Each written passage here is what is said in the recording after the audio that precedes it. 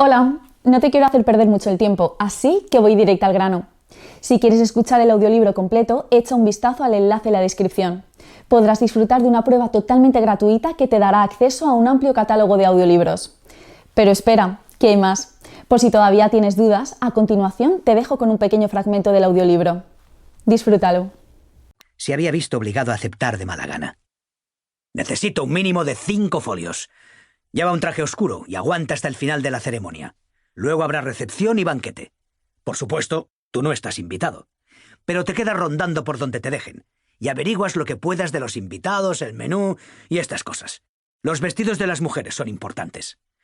Con eso y unas fotos de agencia, cubrimos el expediente. Al príncipe, ni te acerques. El muy capullo se niega a conceder entrevistas a la prensa española. Prueba con alguien del séquito, pero no te metas en líos. Y sobre todo, no te emborraches. En su voz había un deje exagerado de repugnancia.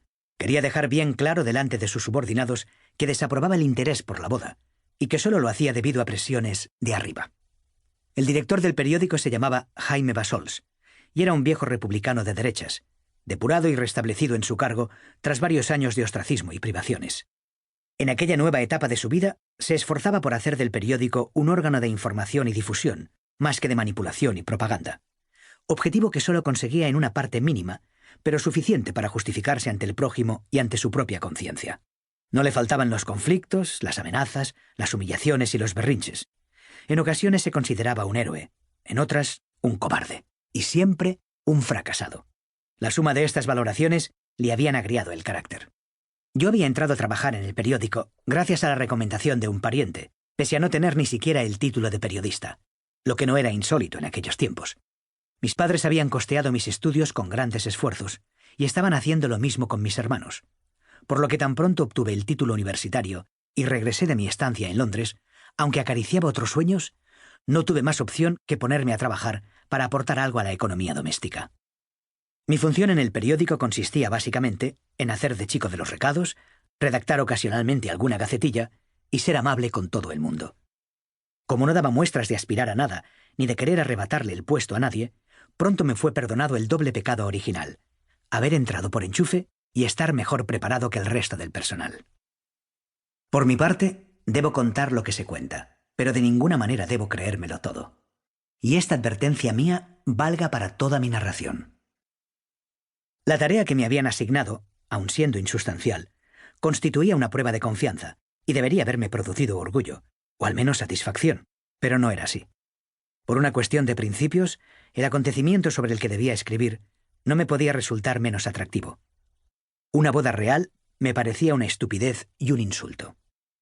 Como tantos jóvenes de mi generación, en mis años de estudiante no solo había sido un activo opositor al régimen dictatorial, sino un ferviente partidario de la revolución a ultranza. Había hecho una lectura superficial de Marx y Engels y a renglón seguido de Antonio Gramsci, Georg Lukács, Frantz Fanon, Régis Debray y algunos más, sin enterarme de gran cosa. Pero unas cuantas frases extraídas de abstrusas teorías económicas habían bastado para encender mi imaginación y enardecer mi ánimo. Perdido en aquella galaxia teórica, había acabado decantándome por algunas figuras marginales, como Trotsky, que unía al espíritu revolucionario una cierta heterodoxia y una aparente amplitud de miras, o la figura mítica del Che Guevara. Y no me parecía contradictorio identificarme también con los anarquistas, desesperados merodeadores nocturnos y conspiradores de pistolón y bomba. Como era previsible, mis padres recibieron la noticia de mi misión con alegría y una sombra de preocupación ante la posibilidad de que su hijo no supiera estar a la altura de las circunstancias. Para ellos yo seguía siendo un niño, y aquella actitud a veces me hacía pensar que el resto de las personas tenían el mismo concepto de mí. 2 años de servicio militar, una parodia de virilidad hecha de brutalidad y jactancia, no habían hecho más que confirmar la sensación íntima de desamparo y la nostalgia del hogar. Y el nuevo trabajo, conseguido por influencia ajena y no por méritos propios, no había aumentado mi autoestima. Para mayor desespero, mi madre no supo darme ninguna información sobre los protagonistas de la boda que debía cubrir. Ni siquiera sabía de qué boda le estaba hablando. Mientras me planchaba y almidonaba una camisa blanca y se disponía a planchar el pantalón del traje con un trapo húmedo, me contó la boda de Grace Kelly, que yo recordaba vagamente, y muchos años.